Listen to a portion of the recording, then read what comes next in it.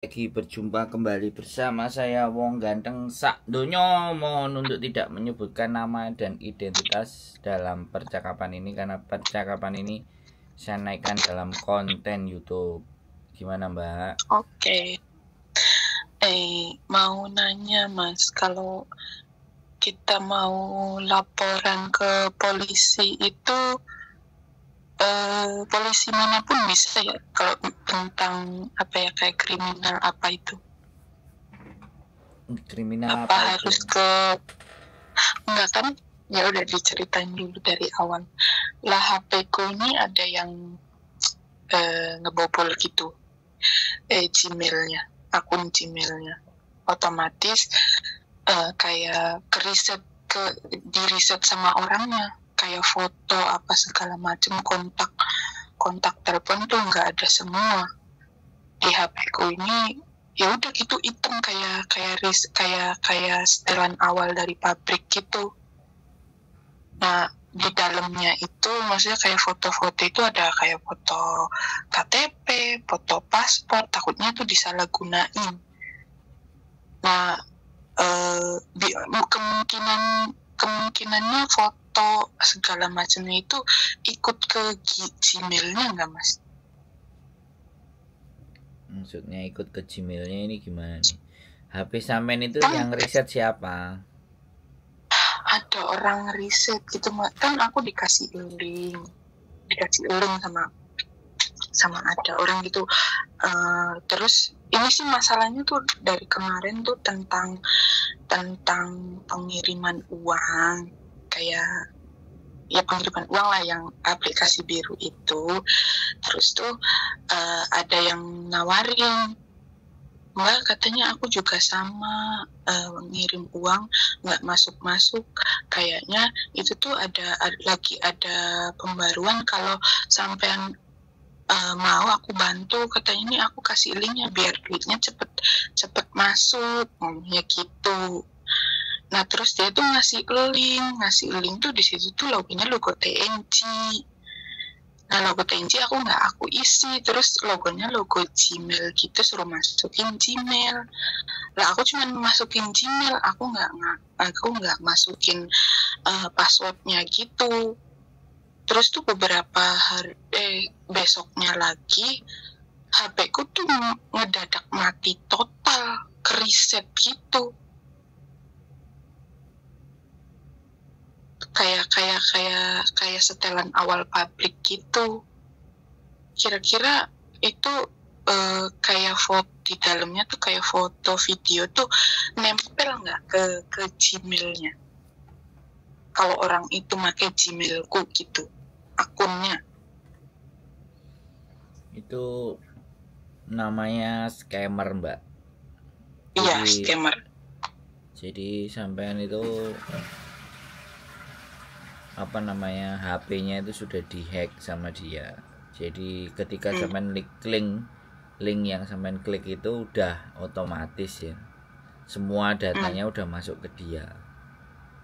Iya. Nah itu bukan salah aplikasinya, itu karena sampean mau aja disuruh buka ini itu. Nah yang dilaporkan harusnya orangnya yang ngasih link. Iya. Ya sampean bisa membuktikan screenshotan linknya, kemudian laporan dia nyuruh ini kamu tak bantuin begini. Kalau sampean bisa ngelaporkan terus sampean tahu apa KTP-nya dia, datanya dia, ya silahkan. Tapi kalau sampean mau ngelaporkan tapi data sampean nggak komplit, ya gimana mau polisi menindak kalau datanya nggak komplit?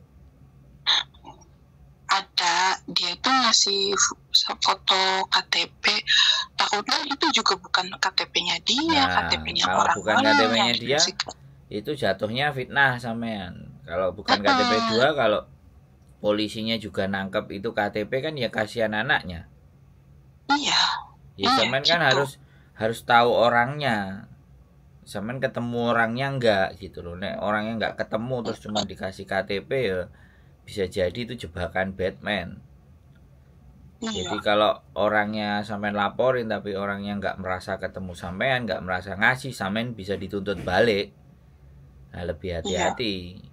Makanya kan iya, sekali pelajarannya adalah dikasih link apapun ya jangan pernah diklik. Kalau diklik jadinya kayak sampean. Ini harus dinaikkan ke konten, ini harus harus menjadi sebuah bentuk kewaspadaan buat teman-teman semuanya. Saya aja kalau ada iya. yang ngirimin link-link langsung tak hapus. Saya langsung tak Iya, hapus soalnya kan gitu loh. iya, kayak pas itu kayak semaput karena ngirim uang nggak sampai-sampai gitu. Ya jadinya apa ya, nggak mikir panjang gitu loh. Yang penting uang itu sampai gitu loh. Ya kalau sampean, makanya kalau sampean ngirim uang kemudian nggak sampai, sampean harus telepon call center atau datang. Jadi jangan jangan melakukan tindakan apapun yang notabene-nya tidak tidak berlogika gitu loh. Jadi kalau unlogika jatuhnya malah seperti ini, Mbak. Karena bagaimanapun Nah, kejahatan dan orang mau melakukan jahat itu nunggu yang dijahati itu bingung. iya, Kalau orang jadi bingung masuk deh. dijahati gampang. Saya kemarin juga kayak gitu, saya ngirim. Ini sama sama TNG juga. Kok saya ngirim jam jam 11 malam itu nggak nyampe, biasanya cepet. Baru besok paginya jam 8-nya. Jam setengah 9-nya Nah, saya nelpon ke bank tujuan sama sama terus operator bank tujuan loh. Kamu ngirimnya ya, di aplikasi sana kok komplainnya ke bank tujuan. Cobalah call centernya. Sebelum saya telepon ke call center, duitnya langsung masuk cempling. Nah, hanya masalah kesabaran aja. iya, Nah, aku sudah ya mau terus datang ke kantornya waktu itu kan. Kenapa ini kok enggak? Soalnya kalau pengiriman uang itu prosedur alurnya adalah lembaga aplikasi di sini itu punya orang ketiga yang dituju untuk memasukkan ke bank tujuan yang kita tuju di Indonesia. Lah sistem yang di orang ketiganya itu, di lembaga ketiganya itu mungkin yang nyantol lembaga talangan dananya itu kan. Nah, biasanya kayak gitu kan, ada kerjasama mereka. Makanya kenapa nilai kursnya ada dibedakan, kenapa ada juga cas biaya kirim, itu kan karena itu. iya, Makanya kalau sampean mau melaporkan juga harus berhati-hati menurut iya, saya. ya makanya tanya-tanya. Gitu. Ya terus Nah, kan gini, sebentar ya, Mbak. Kalau sampean masih belum, sekali lagi masih belum nyampe, sampean datang ke kantornya aja lebih baik. Kantor udah pengirimannya gitu loh. udah nyampe, udah aku ke kantornya, udah tak tutup akunnya, takutnya yang ngehack itu malah masuk ke akun TNG-nya juga, malah berkepanjangan. Terus aku ke kantornya langsung aku tutup, duitnya udah masuk. Ini masa nggak ada sangkut pautnya sama pihak TNG tuh, nggak ada sangkut pautnya, akunya aja yang emang udah ketipu gitu. Ini permasalahannya tuh maksudnya misalkan kayak lapor polisi cuman kayak lapor, takutnya suatu saat ke depannya nanti kalau takutnya di dalamnya kan foto apa, ada KTP, ada paspor, takutnya KTP pasporku disalahgunain. Yang penting aku udah laporan polisi gitu, bahwa itu bukan aku ibaratnya udah kehilangan, maksudnya udah dihack gitu. Kalau gitu gimana?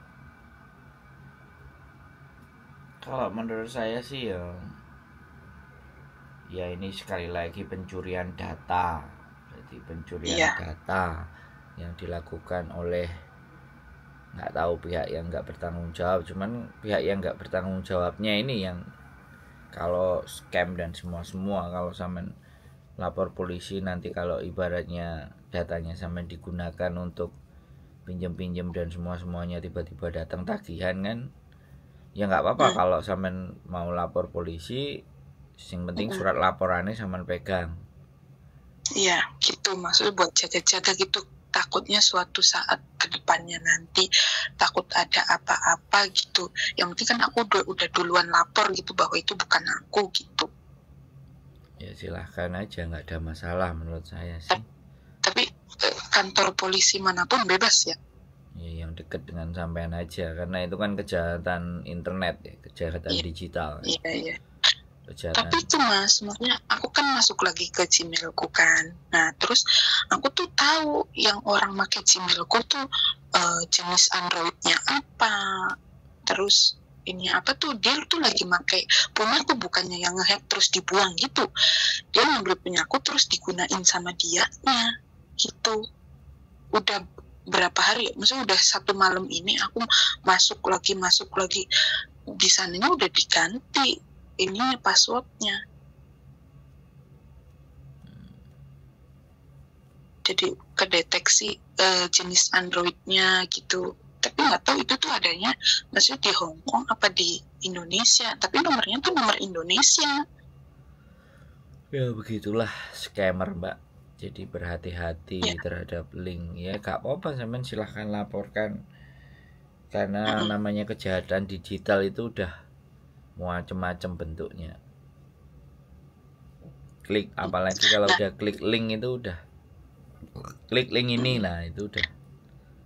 Nah Mas, kalau misalkan kita lapor polisi nih, kan katanya kan kayak kalau kita udah pernah, maksudnya KTP-nya udah di apa ya, udah di pernah ini polisi gitu, urusan sama polisi, gimana tuh?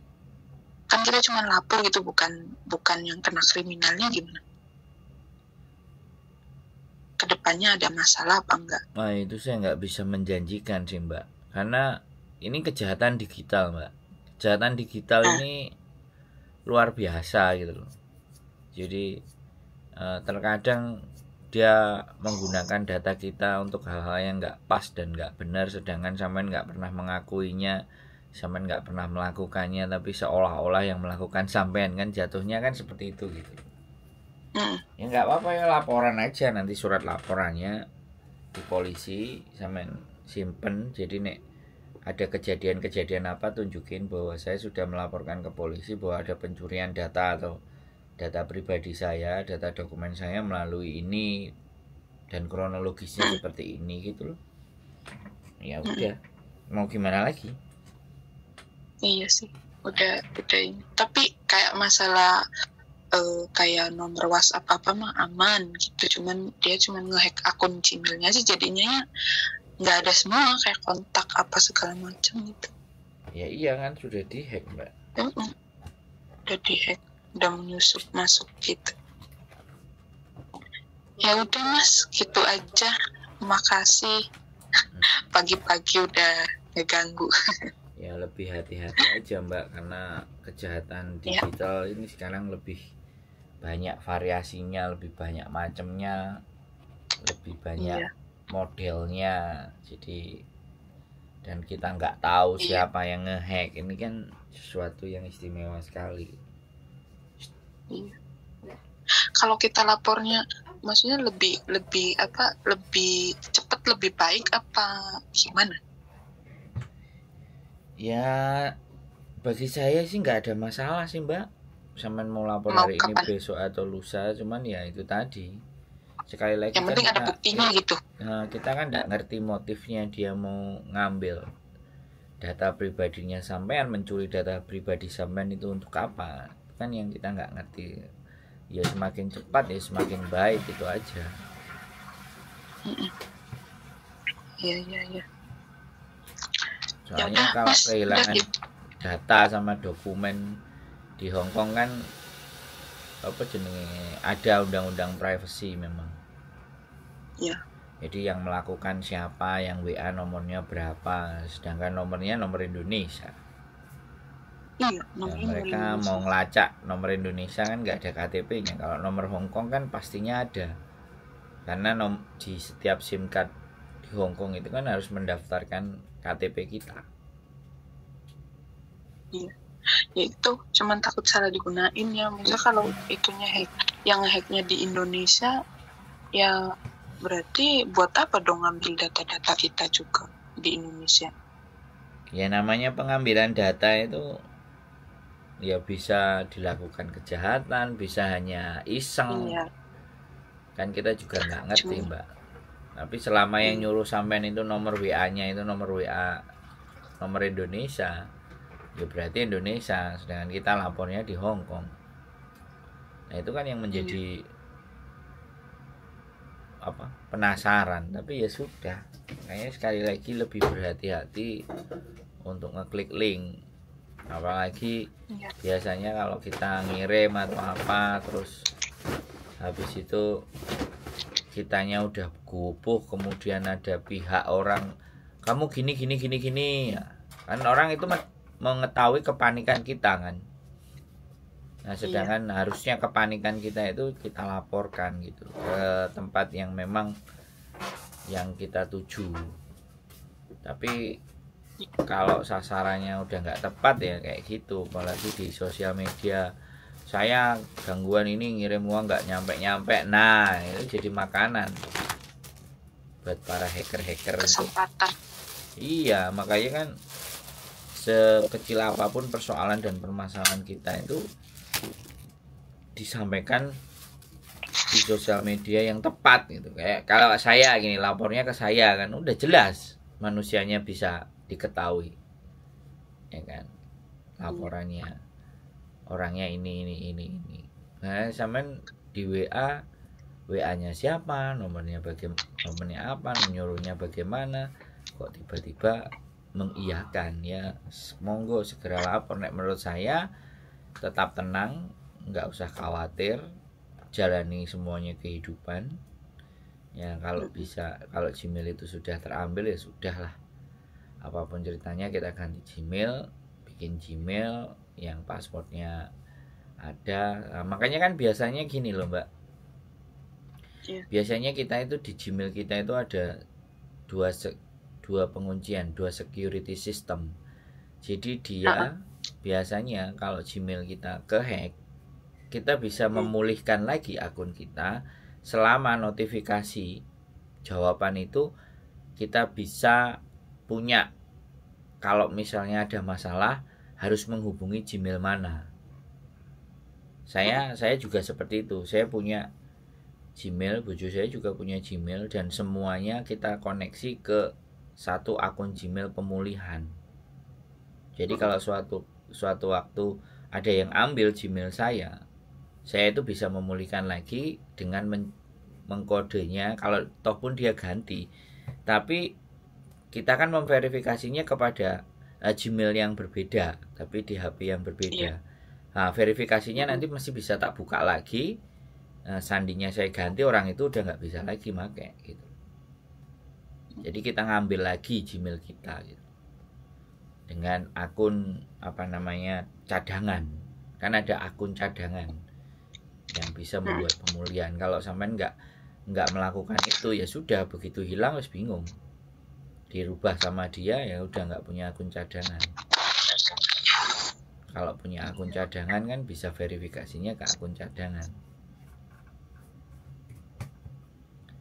Begitu ceritanya Mbak Penting ini sebenarnya konten ini, sampai ngelapor ini ya penting banget buat maksudnya buat mbak-mbak yang lain gitu. Takut kalau misalkan dikirimin link apa gimana, lagi keadaan panik, ya itu yang bikin percayaan itu karena kita keadaan panik, nggak mikir panjang, ya udah masuk.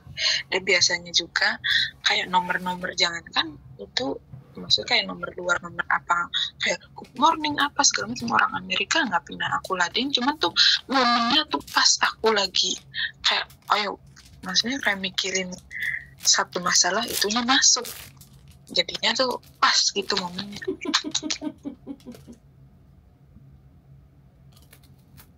Ya betul ya, makanya kalau paling harus tenang. Makanya setiap orang yang paling telepon saya mesti saya ajak bercanda dulu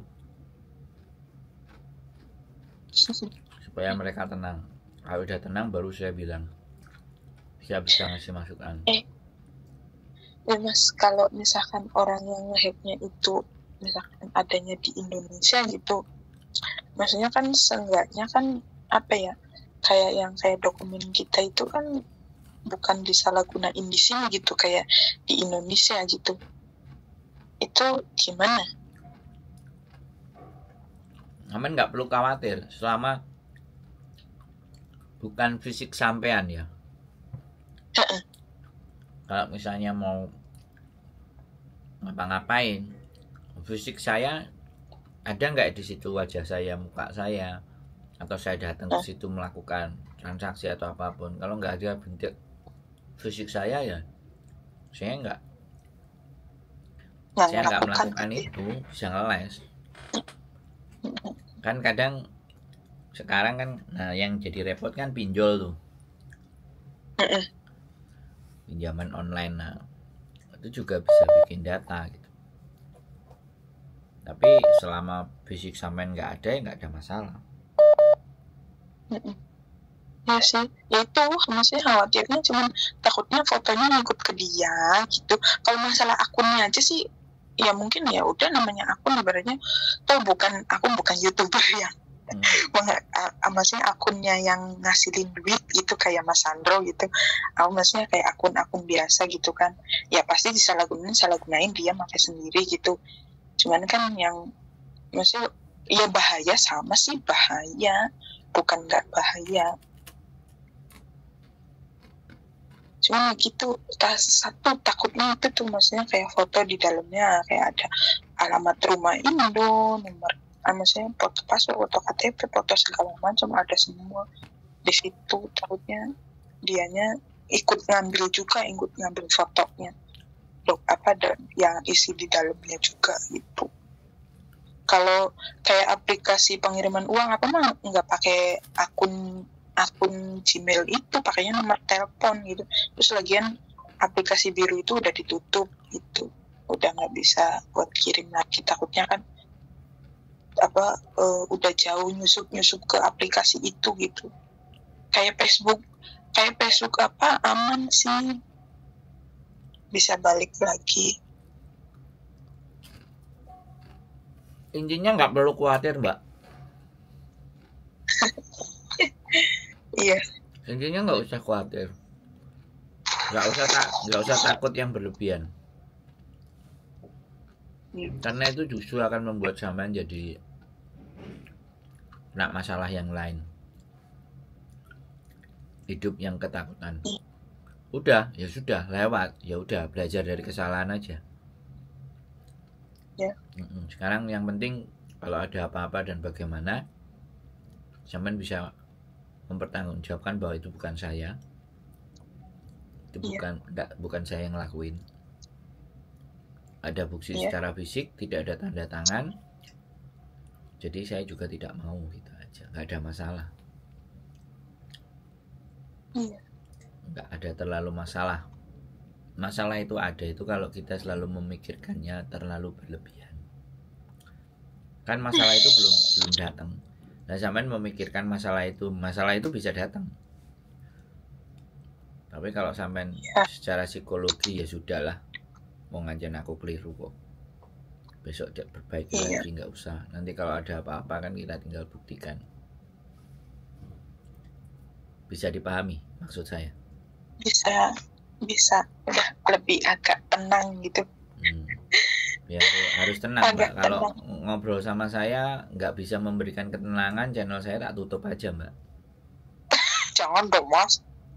Loh lah piye? Lah orang kita ngajak ngobrolnya tenang, baik-baik, terus orangnya masih bingung, berarti saya nggak bisa memberikan keyakinan kepada sampean dong. Nah terus saya kalau nggak bisa memberikan keyakinan pada sampean, ya terus gaya apa saya ngomong, kan gitu. Kecuali sampean tetap masih tidak memperdulikan. Sampean telepon itu kan memastikan dan menanyakan, aku iki piye, aku harus gimana, kan kayak gitu tuh. Iya. Ya, yang penting tenang dan jangan terlalu berlebihan memikirkan persoalan atau kesalahan. Namanya hidup itu ya pasti ada kesalahan, ada kekhilafan, ada ketidakbenaran. Tapi bukan persoalan ketidakbenaran dan kekhilafannya, tapi bagaimana menyikapi sesuatu yang sudah kita lakukan tidak benar itu bagaimana. Bagaimana kita bisa mendamaikan diri kita sendiri atas kesalahan kita dan menyadari sepenuhnya bahwa hidup saya maju ke depan, bukan mundur ke belakang, kan gitu tuh, Mbak. Ya wis tenang aja. Mundur ke belakang jurang. Nggak nggak usah terlalu khawatir dan panik dengan hal itu. Kecuali sampai duwe uang 30 triliun. Ya, kalau cuman asetnya cuman berapa gitu ya sudah. Ya makanya ada tetap bersyukurnya. Untung saya bukan jadi miliuner. Kalau saya miliuner dihack sama orang sing ngehack untung gitu loh. Nah, karena saya biasa ya sudah, yang ngehack nggak bisa ngambil keuntungan kan ngono toh Mbak. Iya. Ya tetap bersyukur juga kalau kita jadi orang yang miskin dan nggak punya uang. Jadi bukan nggak bisa bersyukur gitu loh kan. Iya. Dijahati model apa? Wong memang nggak ada mau apa. Kan gitu. Kita miliuner berarti dia ngehacknya pinter, rekening dan semuanya udah ketahuan semua kan. Karena bagaimanapun karena semua sekarang verifikasinya by Gmail kan. Iya. Jadi kayak aku apa semuanya kan biasanya kan by Gmail. Alhamdulillahnya tuh nggak nyampe ke masalah duit gitu. Padahal di situ juga dalam TNG masih ada duit, makanya langsung seperti tutup.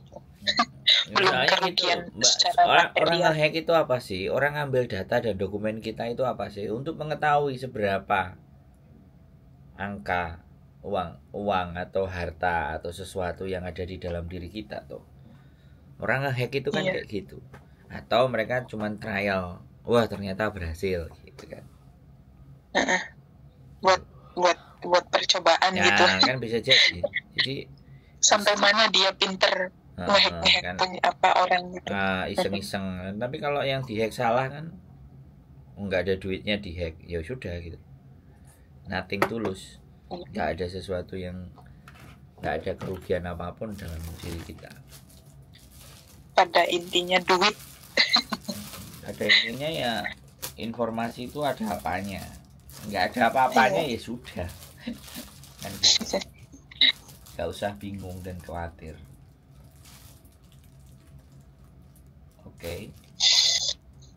Oke Mbak E.